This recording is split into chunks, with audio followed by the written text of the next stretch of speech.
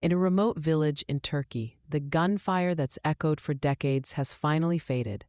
The question is, have the Kurds and Turkey actually made peace? Or is this just a pause before more conflict? Just to mark the date, it's May 27th, 2025.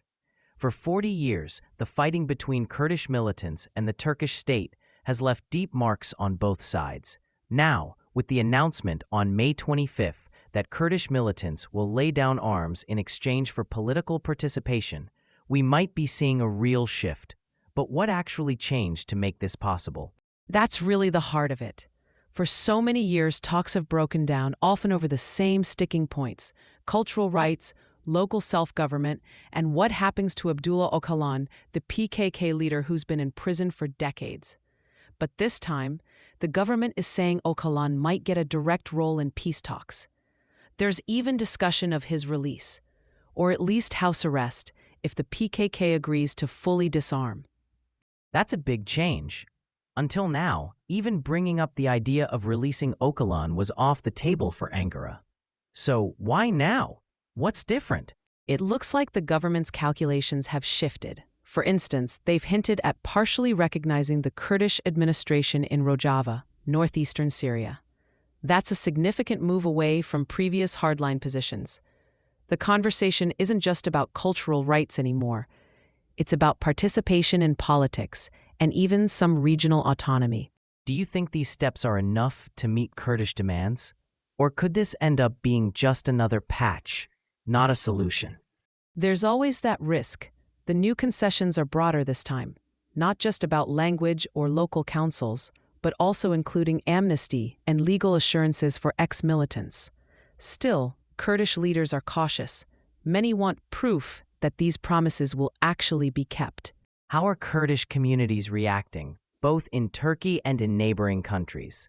Mostly, there's cautious optimism. Pro-Kurdish parties in Turkey, like the DEM party, have played a key role at the negotiating table. In Iraqi Kurdistan, both the KDP and PUK are supporting the peace process, hoping it will end border clashes. But there's still plenty of doubt. Will political prisoners really be freed? Will reforms last this time? Is there a fear that if the political climate in Turkey changes, the government could pull back from these promises? Or if violence flares up again?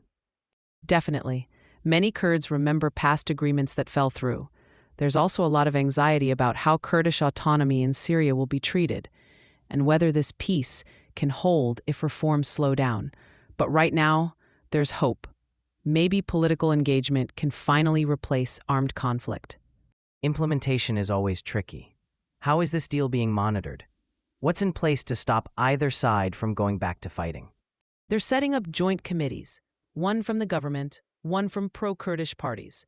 These groups will check that disarmament is real, help former fighters reintegrate, and manage amnesty. Also, in Iraqi Kurdistan, the KDP and PUK will mediate and keep an eye on PKK fighters who are outside Turkey. Is there any international oversight involved?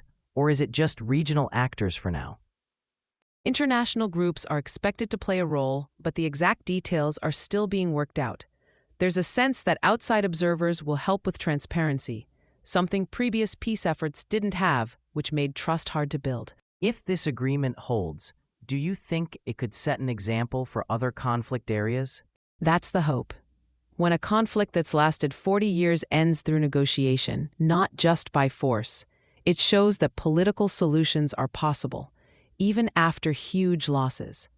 If this works, it could encourage others to try a similar path.